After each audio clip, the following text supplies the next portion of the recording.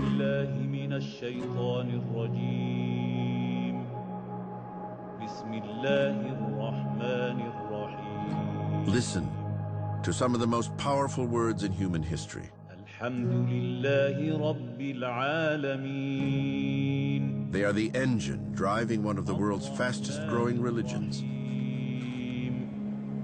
مالك يوم الدين Echoed over 1,400 years by billions of voices. They are the words of Islam's holy book, the Quran.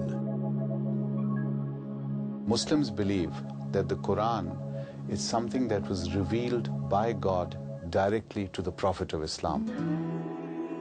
It's not merely what God inspired his prophet to say, or say the history of some important event. It is actually God's own message to the world.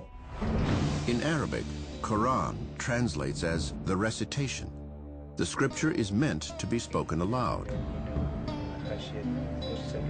By doing so, Muslims believe they are communicating directly with God. The Quran, in preserving God's speech, becomes essentially a part of God. And as such, the text itself, the physical words, the pages, and the book itself has this intrinsic sanctity, this intrinsic holiness to it. Paging through the sacred text, one might first see similarities between the Quran and Jewish and Christian scriptures. Each speaks of one all-powerful God, and they all tell a number of the same stories. But many see the Quran as a book shrouded in mystery. Its verses, long considered some of the most beautiful Arabic ever written, are a labyrinth of language, more poetry than prose. And its layout defies easy understanding. Unlike the Bible, the Quran follows no chronology or narrative. Rather, its 114 chapters, or surahs, are organized mostly according to length, with the longest at the beginning and the shortest at the end.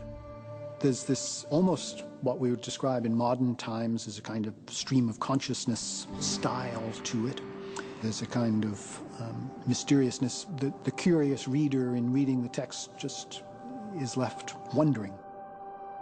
It doesn't tell, for example, the history of Muhammad. It doesn't even tell the history of the world. There is reference to the beginning of the world, to God's creation, but you won't find it in the beginning of the Quran. You'll find it somewhere in the middle. Muslims don't see the Quran as a story. They see it as God's message to his creation, a rudder to steer believers on the right path. It's a rule book about how to live one's life, about how to define one's morality, how to experience the world and the struggles and the conflicts that the world brings about. Deciphering the Quran's meaning is no easy feat. There is no governing religious body in Islam, no Vatican to tell believers how to navigate the complicated text. Each person's understanding of the scripture is his own.